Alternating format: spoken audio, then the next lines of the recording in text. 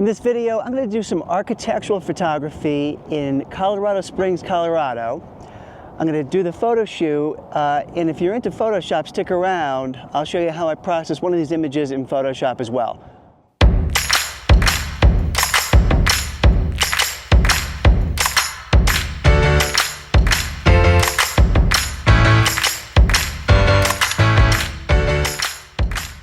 So this is the U.S. Olympics and Paralympics Museum in Colorado Springs, Colorado, and it might be interesting from a lot of different angles. Right now the light is pretty good from this angle. I'm actually going to cross the street, get a little closer, and try to get a good composition here. So I do like this composition. It's a little messy. We got this tree over here, this lamppost. Some of the stuff I can get rid of in post, I think. Some I may not have to. I wish there were some white puffy clouds up there that were moving and I would do a long exposure, but I don't think a long exposure is going to help me too much. So I'm going to get just a bunch of shots of this building as it is.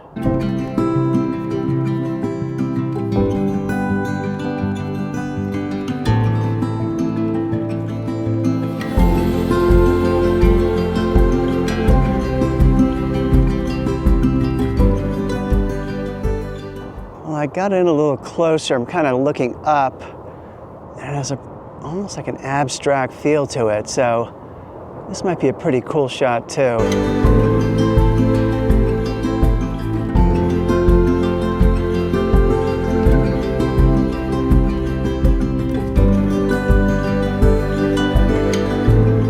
I came to the other side. It's also really interesting, but the light is not hitting this side of the building as well. So I'm not sure there's a great shot here, but man, what a cool structure.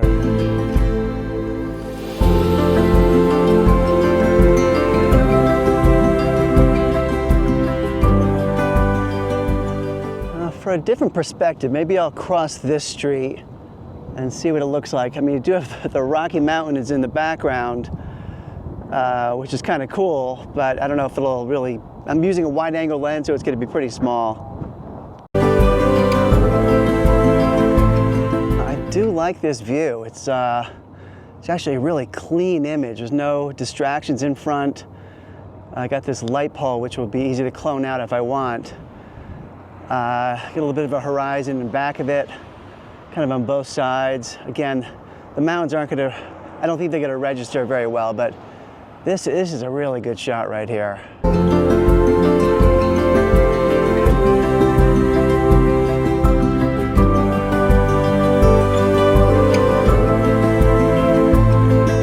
And this is really a spectacular building. I'm so glad I did a little research and found this one. I'm actually I have to cross these train tracks. I'm going to drive over there, but I'm going to try to shoot this from the other side of the building.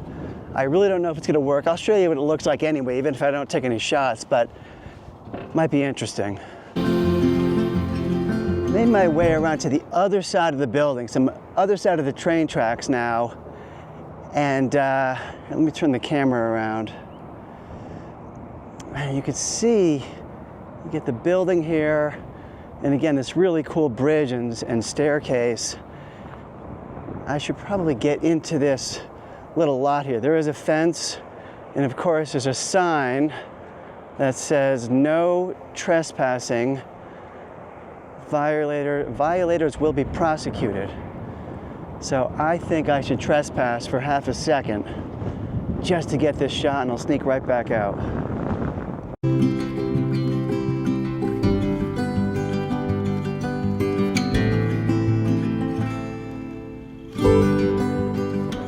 I just love the way the staircase pops here and the bridge. From this angle, the building is a little in shade, so it's not as dramatic, but I could always pull that out and post a little bit. But just compositionally, these geometric lines and shapes I find really compelling.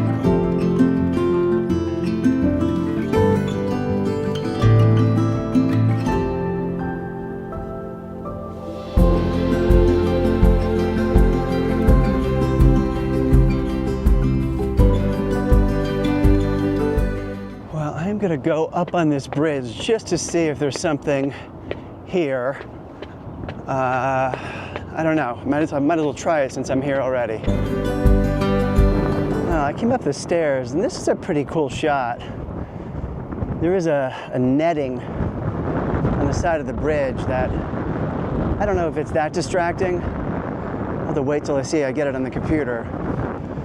The wires I can get rid of up on top. The netting will be tougher, but let me get this shot with my wide angle.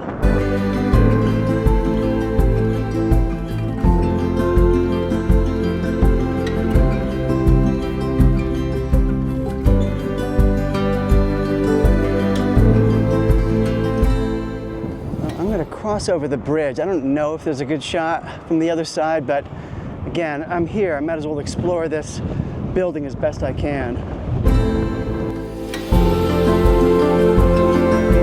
Well, I cross over the bridge, but honestly, it's not that interesting. Plus, I have this mesh right in front of me.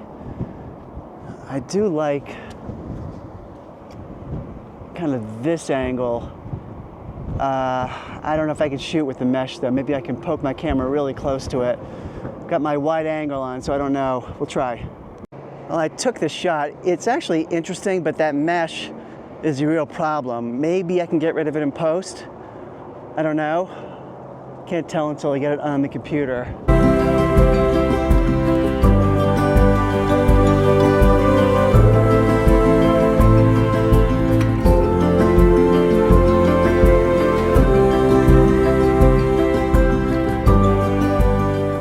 You like that. If you did, it does help the channel just to give me a thumbs up, a like, and if you like this kind of content, make sure you subscribe to the channel so you don't miss future videos. If you're into Photoshop, stick around. I'll show you how I process one of those images in Photoshop. If not, I'll sign off here. Thanks for watching, and until next time. Okay, I am back home on my computer, and this is the image I'm going to be working with. I really like this angle. I thought it was so cool, the combination of the building, the bridge, the stairs, the way things popped with the light. But what I want to do is show you how I, in Photoshop, turn this image into this image. So obviously more dramatic, really highlights the building's features more prominently. I've already made a number of selections. To do that, I use mostly the polygonal lasso tool. These are mostly straight lines, so it was relatively straightforward and easy. It took a while, but it's not a very challenging thing to do. First thing I'm going to do is though convert to black and white, which I often do in Lightroom, but I didn't. So let's choose the base layer. I'm going to choose the black and white adjustment layer. Obviously, we've got a black and white image. What I want to do is darken the blue in the sky to allow more contrast and to have the whole sky get a little darker. So I'm just going to pull down the blue, and you'll see that whole sky is getting darker, but the whites are still there, so you get that drama in the sky. So that one looks pretty good. In fact, I want to add more contrast to that sky. So I'm going to go up to select, load selection. I already chose the sky. To do that, I think I just used the sky selection tool in Photoshop, but I called it sky. It's not a perfect selection, but it's pretty good. And so to add contrast, I'm going to choose a curves adjustment layer, and I want it darker, but with a little contrast. So I'm going to pull down on the left to make everything darker in the selection. But then I can pull up on the right just to bring those whites back up a little bit. And so what I just did, here's the before, here's the after. A little darker, a little bit more contrast. Pretty good. That sand or the dirt in front is just awful looking. I don't really need to see it that much. And so I'm just going to darken it. Typically, if you darken something, it removes the viewer's eye from that area. Accordingly, if you brighten something, you tend to draw the eye to the brighter area. So let's go up to load selection. I think I just called it dirt. Okay, and I could use a curves adjustment layer. Maybe I'll do that. I'll pick a curves adjustment layer. You pull down and you're going to darken that area. And so obviously quite a bit darker, all of a sudden your eye, I mean, just what I've done so far, between this and this, your eye now is really drawn to the building. Now, the building itself, I definitely want to make that a little brighter. It really wasn't getting hit with the sun. And so I'm going to go to Load Selection, and I called it Whole Building. Not the perfect selection, but pretty good. Curves Adjustment Layer will do it. And so I'm going to pull up to brighten up kind of that entire selection. That's pretty good. Again, I'm going to do this different every single time practically, but not a bad place to start. So here's the before, here's the after. Now with some of the parts of the building, like in that building, the lowest panel of the building, it's kind of flat. There's a little bit of a gradient in there where the left side is brighter than the right. So I'm going to add to that. I'm going to emphasize it, I should say. So I'm going to load a selection. I have no idea what I called it, but let's see, lower panel, I'm sure. So there's my selection. So first thing I want to do, if I'm creating a gradient, I'm going to change the tone. So I'm going to brighten up the whole selection, but I just want that left side to be brighter. So I'm going to reselect by hitting select, reselect, go to my gradient tool. I want the linear gradient tool, which is selected. I want my foreground color to be white, which it is down there. And I can just pull over from the left, and I've got my gradient. Now I can emphasize that more by darkening the right side of it. So I could choose another curves adjustment layer. The selection's already made. I can pull down. That'll darken the whole selection. But then I can reselect. Got my linear or my gradient tool, my linear gradient tool selected, and pull over from the right, and now it's just the right side that's dark. Let me deselect by hitting Command D. I'm on a Mac, and so here's the before, kind of flat. Here's the after, which is really emphasizing what was a very slight gradient in there. The middle panel, that large panel, I want to make that a little bit brighter too. And so if I go to load selection, I called it front panel, and I'm just going to choose a curves adjustment layer, brighten that up as well. I did a whole bunch of things with this. I'm not going to go through the whole process, but just to give you a sense with those stairs, I love the white part of those stairs, and I want to feature that more prominently. So let's brighten that up. Stairs, see the selection I made, curves adjustment layer. I'm going to pull up on it. That's going to brighten it up. And same thing with the bridge too. I'm going to go to load selection. Hopefully I made the selection, called it bridge. And curves adjustment layer, pull up on it, brighten it up a little bit. Even the top, that staircase, right above it is really just an elevator. That's kind of a cool part of it. Let's brighten that up too. So let's load selection. I called it elevator. Use a curves adjustment layer, pull up, brighten that up a bit.